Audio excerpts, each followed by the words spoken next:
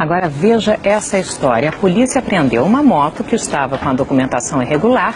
O dono se revoltou e xingou a PM. Xingou pela internet. E aí o policial viu, prendeu o rapaz por desacato. É um caso polêmico, né? Falar mal de uma entidade ou de alguém mesmo nas redes sociais é crime. A resposta está na reportagem de Wilson Kirsch. A polícia encontrou a prova do que considerou um crime na sessão de mensagens. Diego Bolognese Guede, de 24 anos, reclama dos PMs que invadiram a casa dele para apreender uma moto. Xinga os policiais e as esposas deles. O desabafo foi publicado no dia 25, horas depois da apreensão.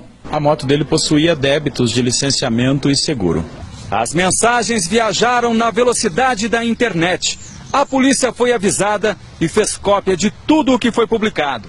Quando o rapaz veio até o batalhão buscar a moto, recebeu voz de prisão, acusado de desacato. E muitas pessoas, quando eles sentam na frente de um computador, eles se transformam e acham que ali eles podem colocar o que eles quiserem, escrever o que eles quiserem, e não é verdade. Diego foi levado para a delegacia, assinou um termo se comprometendo a comparecer numa audiência e foi liberado. Ele não quis gravar entrevista.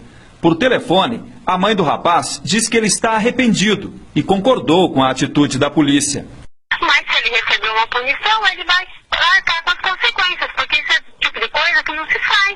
Isso que sirva de exemplo para muita gente que entra em redes sociais falando mal dos outros, sabendo? Não, achando que isso não vai ter consequências, e isso tem consequências. Foi o segundo caso de desacato virtual envolvendo a Polícia Militar do Paraná. Há 2 meses, uma moça também foi parar na delegacia depois de reclamar da apreensão do carro do irmão dela. E mais casos devem acontecer.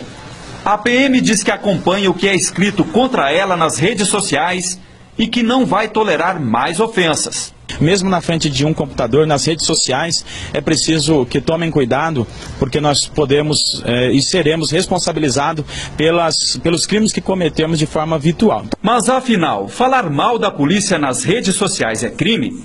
Esse advogado especialista em crimes virtuais diz que sim. Fernando Pérez explica que a ofensa publicada na internet é ainda mais grave por causa do alcance da rede mundial de computadores. Ele diz que a pessoa que escreve na rede não pode confundir liberdade de expressão com ofensas. Ela não deve tecer comentários danosos e deve ponderar se aquelas informações vão prejudicar a parte oposta. Então ela deve ter cuidado em simplesmente expressar sua opinião, mas nunca agredir a honra de outro. A pessoa não deve fazer justiça com o próprio mouse.